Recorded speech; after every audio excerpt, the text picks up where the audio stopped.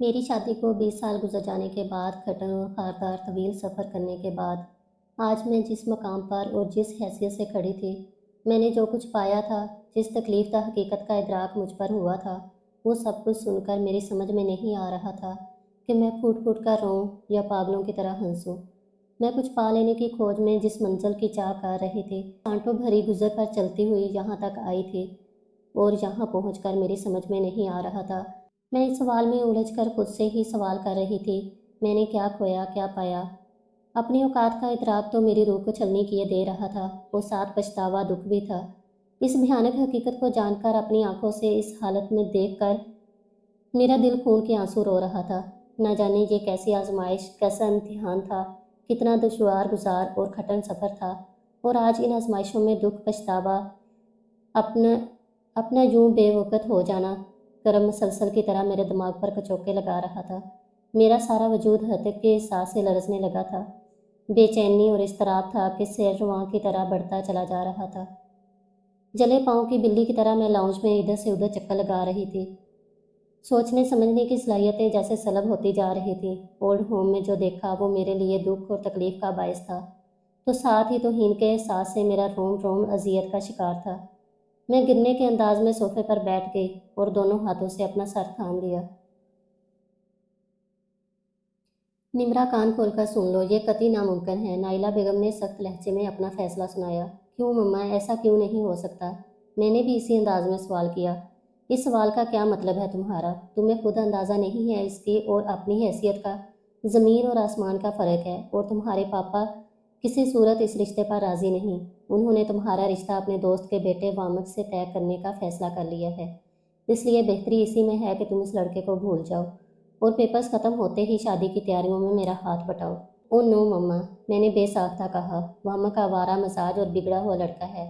पापा अपनी दोस्ती के लिए मुझे कुर्बान नहीं कर सकते। बिगड़ा हुआ नहीं है, पैसे की ज्यादती से थोड़ा सा लाभ वाली है, और शादी के बाद सब ठीक हो जाते हैं। और तुम कौन सी हूर परी हो कि तुम्हें कोई शहजादा मिलेगा? मम्मा के तंजिया जुमले पर मेरे चेहरे पर दुख नुमायां हो गया, और मेरी नज़र बेसाख्ता ड्रेसिंग टेबल के बड़े से शीशे पर ठहरी। दुबली पतली सांवली रंगत और मुनासिब नकूश, मुझ में कुछ खास और मुतासर कर देने वाली कोई चीज़ भी नहीं थी, जबकि मेरे पापा और मम्मा काफ़ी खूबसूरत थे। मुझसे बड़े मेरे आशिर भाई थे। पापा का बिजनेस ना सिर्फ कराची बल्कि दूसरे शहरों में भी खूब चमक रहा था। मैं हिस्ट्री में मास्टर्स कर रही थी। मेरे साथ यूनिवर्सिटी में जाज़ब पढ़ता था। जाज़ब गरीब फैमिली से तल्लक रखता था, जो बहुत मुश्किल और मेहनत के बाद तालीम हासिल कर रहा था, क्योंकि इसके वालिद फौत हो चुके थे और वो अपनी बेवा माँ के साथ रहता था। जाज़ब पढ़ाई में काफ़ी अच्छा था। मैं अक्सर पढ़ाई में इसकी हेल्प ले लेती थी। वो शर्मीला सा, खामोश तबा और काफ़ी गुड लुकिंग था। मैं दिल ही दिल में जाज़ब को पसंद करने लगी थी। शायद वो भी मुझे पसंद करने लगा था, लेकिन वो मेरी और अपनी हैसियत जानता था। मैं लंबी सी गाड़ी में ड्राइवर के हमरा यूनिवर्सिटी आती। मेरे कपड़े, शूज़, मेरा बैग सब कुछ पेशे कीमत होते। वो पॉइंट से आता जाता, मामूली कपड़े और मामूली घड़ी इस्तेमाल करता, और शायद इसी तबकाती फ़र्क को महसूस करते हुए वो आज तक मुझसे अपने दिल की बात ना कह पाता। मैं बेशक माली लिहाज से मुस्तहकम थी, लेकिन सूरत शक्ल के लिहाज से जाज़ब मुझसे कई गुना बेहतर था। हम दोनों गैर महसूस तरीके से एक दूसरे के नज़दीक आ गए थे, लेकिन दोनों ही चुप थे। मैं तो लड़की थी, इसलिए फितरी हिजाब मान्य था, और वो शायद मेरी हैसियत से मरूब था। हम दोनों शायद इसी तरह ही अपनी पढ़ाई से फारिग होकर अपनी अपनी राहों पर चल देते। लेकिन इस रोज़ हम लोगों का लास्ट पेपर हो चुका था।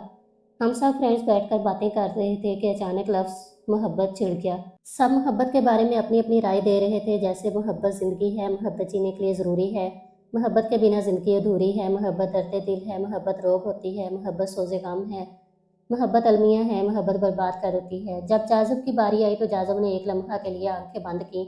इसके चेहरे पर कुछ अजीब सा रंग आया था। इसकी आंखों में गहरी उदासी थी। मोहब्बत ऐसा जज्बा है जिस पर हमारा इख्तियार नहीं। ये खुद ब खुद परवरिश पाने वाला ऐसा पौधा है जो बिना खाद पानी के ना जाने कब तनावर दरख्त बन जाता है, इसकी खबर भी नहीं होती। ये मोहब्बत ऊंच नीच और ज़ात पात की कैद से बालातर वो जज्बा है जो कि वाकई अंधा होता है। जुमला मुकम्मल करके जाज़ब ने एक लम्हे के लिए मुझे जिन नज़रों से देखा, और दरे पर्दा दिल अपने दिल की बात भी कह डाली। इसके लहजे में एहसास कमतरी और कम मायगी का एहसास था।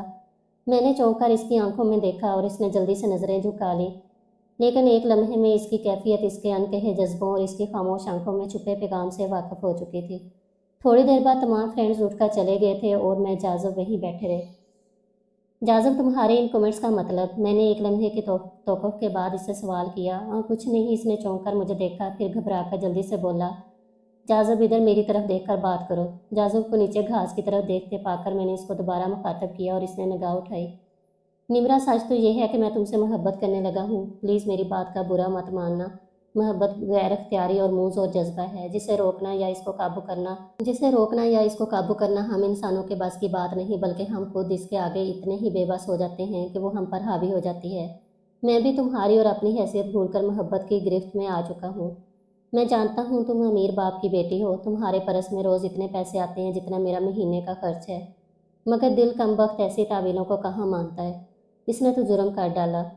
जाज़ब के लहजे में एहसास कमतरी और बेचारगी नुमायाँ थी। वो मेरे दिल में जलने वाली वो दबी दबी सी चिंगारी, जिसकी हल्की हल्की तपश महसूस कर रही थी, अचानक से वो चिंगारी भड़क उठी थी। जाज़ब, मोहब्बत का गुनाह जो तुमने किया है, इसके तुम अकेले कसूरवार नहीं हो, मैं भी इस जुर्म में बराबर की शरीक हूँ। मेरे इतराब पर इसने हैरानी से मुझे देखा। इसकी आंखों में अचानक ही खुशी नुमायाँ हुई थी। दफ्तर इसकी खुशी एकदम गायब हो गई थी। इसने मायूस नज़रों से मुझे देखा। निम्रा, तुम्हें मालूम है ना कि मेरे अब्बू नहीं हैं, बस मेरी माँ है। मेरे अब्बा की मुख्तसर सी पेंशन आती है, एक दुकान का मुख्तसर सा किराया, जिससे हम बेमुश्किल अपने अखराजात पूरे करने पड़ते हैं। मैं बच्चों को ट्यूशन पढ़ा कर अपने अखराजात पूरे करता हूँ। हमारे महीने के अखराजात तुम्हारा एक दिन का खर्चा होगा। और जाज़ब, मैंने इसकी बात काटी। मेरी नज़र में ये बातें कोई अहमियत नहीं रखती। मोहब्बत इन सब चीज़ों से बालातर होती है। मुझे इन बातों से कोई फ़र्क नहीं पड़ता और मैं हर किस्म के हालात से मुकाबला करने की हिम्मत रखती हूँ। मेरे पुरज़म इकरार पर इसकी बुझी आंखों में एक बार फिर रोशनी की चमक दिखाई देने लगी। और तुम्हारे वालदैन? सवालिया निगाहों से मुझे देखा। वो मुझे लालची ना समझे, खुदा गवाह है निम्रा, मुझे सिर्फ और सिर्फ तुम्हारी चाहत है, तुम्हारे स्टेटस से नहीं। मम्मा और पापा को मानना पड़ेगा, मैंने फैसला कुन अंदाज में कहा। वो सर हिलाकर रह गया। मैं खुद भी थोड़ी हुस्न परस्त थी। मुझे जाज़ब से वाकई मोहब्बत हो चुकी थी। हसीन हम सफ़र के साथ की तमन्ना हर किसी को होती है। मैंने 2 दिन बाद ही जाज़ब को घर बुलवाया ताकि वो मम्मा से मिल ले। मम्मा ने दिल भर के इसकी हदक की। फैमिली, आमदनी, ख़ानदान और घर के रकबे के बारे में सवालात करके इसको शर्मिंदा करती रही। वो बेचारा गिल्टी होता रहा और मम्मा से मिलकर जाज़ब कोई ख़ास अच्छा तासर लेकर नहीं लौटा था। मम्मा, जब मैंने आपको जाज़ब के बारे में सब कुछ साफ साफ बता दिया था, तो फिर खरीदने की क्या ज़रूरत थी? मुझे मम्मा पर बहुत गुस्सा आ रहा था। तभी जाज़ब के घर से निकलते ही मैंने मम्मा से पूछा, वो सवाल करना ज़रूरी थे? मम्मा ने नागवारी से कहा, किसी इंसान को शर्मिंदा करना अच्छी बात है क्या? मैंने भी इसी लहजे में सवाल किया। निम्रा, चुप करो तुम, अभी तुम बच्ची हो, तुम्हें ज़माने का अंदाज़ा नहीं है। मैंने जानबूझकर ऐसा किया है कि वो खुद को तुमसे किनारा करे। वो तुम्हारे लायक नहीं है, इसलिए आइंदा तुम भी इसका नाम मत लेना। मम्मा की बात पर मेरे पैरों तले ज़मीन निकल गई। मम्मा, यह कतई नामुमकिन है, क्योंकि ऐसा किसी सूरत नहीं हो सकता। ना वो पीछे हटेगा और न मैं। इसीलिए बेहतर यही है कि आप और पापा अपने रवैये में लचक पैदा करें। मैंने फैसला कुन लहजे में कहा। निम्रा, तुम्हारा फैसला जज्बाती है। तुमको अंदाज़ा नहीं है कि आगे चलकर किन किन कठिनाइयों से गुजरना पड़ेगा। तुम्हारी एक सैंडल की कीमत में वो माँ बेटा 2 माह अपने खाने के अखराजात पूरे करते होंगे। मम्मा प्लीज़। मैं मम्मा की इस मसाल पर तड़प कर बोली, आप ज़्यादती कर रही हैं। अगर हम अमीर हैं या वो गरीब हैं, तो इसमें अल्लाह की रज़ा और फ़ैसला शामिल है। और फिर पापा ने कौन सा ये सब कुछ मेहनत और जानफशानी से कमाया है? क्या मुझे अंदाज़ा नहीं है कि पापा ने यह पैसा किस तरह कमाया है? आज हम करोड़पति ज़रूर हैं मम्मा, लेकिन इन लोगों से बदतर हैं जो अपना पसीना बहाकर चंद 100 रुपये कमाते हैं। लाल और मेहनत की कमाई से रूखी सूखी खाकर अल्लाह का शुक्र अदा करते हैं। मम्मा, आप रिश्तों को पैसे के तराजू में तोड़ रही हैं और मैं मोहब्बत की नज़र से। बकवास बंद करो निम्रा, तुम पागल हो गई हो। तुमने देखा ही क्या है? अभी तुम में फ़ैसला करने की सलाहियत कहाँ है? तुम बज़ाहिर खूबसूरती के पीछे गलत फ़ैसला कर रही हो। ये सब अफसानवी बातें हैं, जब हकीकत में ज़िंदगी की तलखियों का अमल ज़िंदगी में आकर तुम्हें परेशानियों का सामना करना पड़ेगा ना, तो सारी मोहब्बत, रिश्तों का तकद्दस, एहतराम और जलफबाजी सब गवाह हो जाएंगे। तब तुम बहुत पछताओगे। इस वक्त तुम अपने गलत फैसले पर खुद ही नादम हो जाओगे, लेकिन इस वक्त तुम कुछ करने के काबिल नहीं रहोगे। तुम्हें इस वक्त एहसास होगा जब तुम्हें रिक्शा और टैक्सी के पीछे भागना पड़ेगा, बसों में धक्के खाने पड़ेंगे, गर्मियों में लाइट जाने पर अंधेरे और मच्छरों भरे सहन में راتیں گزارنا پڑیں گی۔ جب گرمیوں کی شدتیں ہوں گی اور ٹین کی تپتی چھتیں ہوں گی، جب تمہیں عام سے سودا سلف کے لیے شاپرز لیے مارکیٹوں میں گھومنا پڑے گا، تب احساس ہوگا کہ 2 اور 2 4 کتنے کیسے ہوتے ہیں۔ مما نے حقارت سے مجھے لمبا چوڑا لیکچر دے ڈالا۔ مما، وہ لوگ بھی ہماری طرح انسان ہیں جو یہ ساری باتیں برداشت کرتے ہیں، وہ بھی تو جیتے ہیں نا، ان کی بھی تو فیملیاں ہیں نا، کیا وہ انسان نہیں ہیں؟ ہم میں کون سی الگ بات ہے کہ ہمیں یہ آسائشیں اور ان لوگوں کی زندگی کی تلخیاں ملی ہیں؟ مما، اگر خدا نخواستہ آپ کو کل یہ سب کچھ سہنا پڑے تو آپ کیا خودکشی کر لیں گی؟ بس میں اب ایسا کچھ نہیں کروں گی، نہ میں آپ سے مدد مانگوں گی، جو میرے نصیب میں ہوگا اس پہ شکر ادا کروں گی۔ میں نے اپنے لہجے میں قطعیت شامل کر لی تھی۔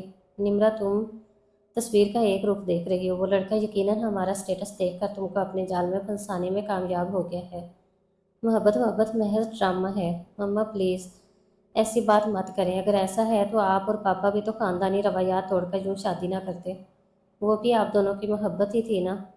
میری بات پر مما لاجواب ہو کر کھڑی رہ گئی۔ میں نے عین وقت پر بڑی پتے کی بات کی تھی، اس لیے آپ پاپا سے کہہ دیں کہ میں آپ دونوں کی ہی بیٹی ہوں اور میں بھی اپنے راستے سے پیچھے نہیں ہٹوں گی۔ مجھ میں تو ڈبل ضد ہے۔ میں نے اپنی بات مکمل کی اور بنا کچھ سنے تیزی سے کمرے سے نکل گئی۔ نتیجہ عین میرے توقع کے مطابق ہوا تھا۔ رات کو ہی پاپا کے سامنے میری پیشی تھی۔ اس وقت وہاں عاشر بھائی بھی موجود تھے۔ نمرا، تم نے ایک کم حیثیت اور ادنا لڑکے کے لیے اپنی مما سے بدتمیزی کی ہے، پاپا نے ایک گہری نظر مجھ پر ڈال کر تفاخر سے کہا۔ سوری پاپا، وہ کم حیثیت ضرور ہے لیکن ادنا نہیں ہے، کیونکہ وہ حلال اور محنت کی روزی کماتا ہے۔ میرے لہجے میں چھپا طنز کسی سے پوشیدہ نہ تھا۔ نمرا، تم حد سے زیادہ بدتمیز، گستاخ اور منہ پھٹ ہو گئی ہو۔ تمہیں شرم نہیں آتی کہ میرے ساتھ ساتھ تم کو اپنے پاپا کا خیال ہے نہ بڑے بھائی کا؟ میری بات ماما کے دل پر جا لگی تھی۔ تب مما نے نہایت غصیلے لہجے میں کہا، سوری مما، اگر یہی سچ ہے تو میں نے نگاہیں جھکا کر دھیمے لہجے میں کہا، سچ تو یہ ہے کہ تم ہمارے گھر کی بیٹی ہو، ہمارا نام ہے، عزت ہے، ایک مقام ہے، اور ہم تمہیں اپنے جیسے لوگوں میں ہی بیاہیں گے۔ اس بار عاشر بھیا نے کہا تھا۔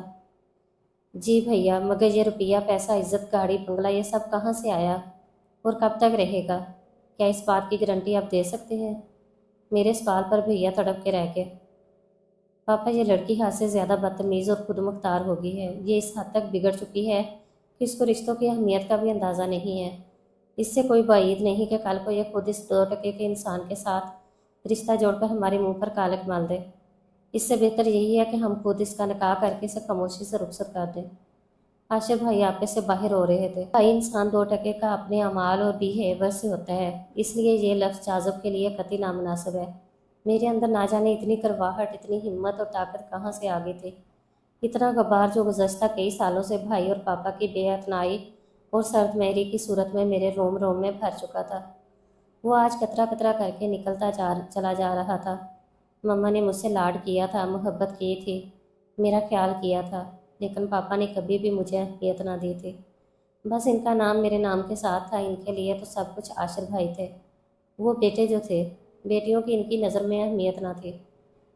ٹھیک ہے، تم کل ہی اس لڑکے کو بلوا لو، میں نے جو کچھ تمہیں دینا ہے دے درا کر تمہیں رخصت کر کے اس کے ساتھ بھیج دوں گا، اور یہ بات کان کھول کر سن لو کہ پھر اس کے بعد ہمارا تم سے کوئی رابطہ نہ ہوگا۔ ہمارے گھر کے دروازے تمہارے لیے ہمیشہ ہمیشہ کے لیے بند ہو جائیں گے، کیونکہ میں ہرگز یہ برداشت نہیں کر پاؤں گا کہ ایک عام سا لڑکا میرے داماد کی حیثیت سے میرے گھر آئے۔ اب فیصلہ تمہارے ہاتھ میں ہے، تمہیں عیش و عشرت کی آرام دہ زندگی چاہیے یا پھر سستی ترستی اور محروم زندگی۔ اب تم جا سکتی ہو۔ ارے آپ یہ کیا کہہ رہے ہیں؟ میں نے سوچا تھا کہ آپ اسے سمجھائیں گے، مگر اتنا بڑا فیصلہ؟ میں نے نام آنکھوں سے مما کو دیکھا جو پاپا کی اس بات پر حیران اور پریشان تھی، اور پاپا کے سامنے سراپا سوال تھی۔ سعدیہ، میں نے اپنا فیصلہ سنا دیا ہے، آگے کوئی بات نہیں ہوگی، اب فیصلہ تمہاری بیٹی کے ہاتھ میں ہے۔ پاپا نے ہاتھ اٹھا کر گمبھیر اور فیصلہ کے لہجے میں مجھے اپنی بیٹی بینا کہا۔ میں نے ایک نظر چٹان جیسی سختی والے پاپا کے چہرے پہ ڈالی، صفاق، اور پھر عاشر بھائی کے چہرے پر اور مما کے بے بس اور افسردہ چہرے کو دیکھا۔ مجھے نہ جانے کیوں رونا آ گیا۔ میں تیزی سے پلٹی اور تیز تیز قدموں سے کمرے سے باہر نکل گئی۔ اس رات میں نے فیصلہ کر لیا اور جازب کو بھی بتایا۔ جازب یہ سن کر پریشان ہو گیا، اس کی اماں بھی گھبرا گئی تھی، لیکن مجھے ہر حال میں یہ سب کرنا تھا۔ مجھے اپنا کمرہ دیکھ کر بہت رونا آ رہا تھا۔ شادی کے بعد لڑکیوں کا میکے سے ناتا ختم تو نہیں ہو جاتا، لیکن میرا ختم ہو جانے والا تھا۔ اس گھر سے، اپنے کمرے سے، اپنے رشتوں سے، اپنے ماں باپ اور بھائی سے، وہ لوگ میرے معاملے میں کتنے کٹور اور سنگ دل بن گئے تھے۔ مجھے بھی اپنی زندگی اپنی مرضی سے گزارنے کا حق تھا، سو فیصلہ میں نے اپنے حق میں ہی کیا۔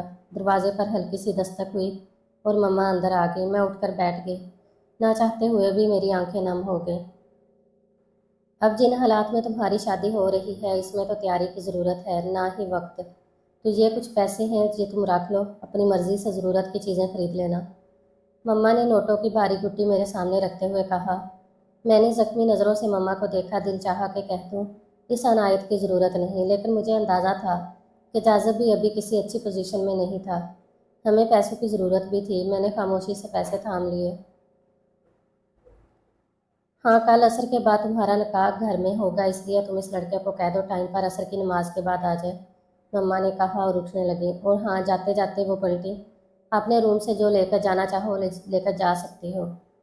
نہیں مما، میں جو کچھ اس گھر سے لے کر جاؤں گی وہی بہت ہوگا میری ساری زندگی کے لیے۔ اور ہاں مما، آپ دیکھ لینا، آپ لوگ جس کو حقیر سمجھ رہے ہیں، ایک نہ ایک دن وہ آپ لوگوں کے برابر ہوگا، اپنی محنت اور حلال کی کمائی سے انشاءاللہ۔ میرا لہجہ نہ چاہتے ہوئے بھی پہلے تلخ اور پھر پراعتماد ہو گیا تھا۔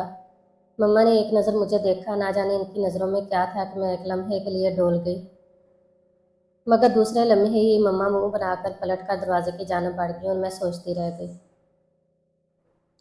مما کیسی ماں ہیں، ماں کا دل تو بہت نرم ہوتا تھا، اور مما اپنی بیٹی کے لیے کوئی قدم اٹھا سکتی تھی، میرے حق میں کچھ تو بول سکتی تھی۔ مائیں تو بیٹیوں کے دکھ پر دکھی ہو جاتی ہیں۔ میں نیچی نگاہ کیے سوچ رہی تھی۔ مما نے ایک نیا جوڑا لا کر میرے کمرے میں رکھ دیا تھا کہ کل پہن لینا۔ کچھ دیر بعد میں اٹھی، ضرورت کی کچھ چیزیں ایک بیگ میں رکھیں، مما کے دیے ہوئے پیسے اور وہ اچھا خاصا زیور جو کہ میرا اپنا تھا، وہ سب کچھ رکھ لیا۔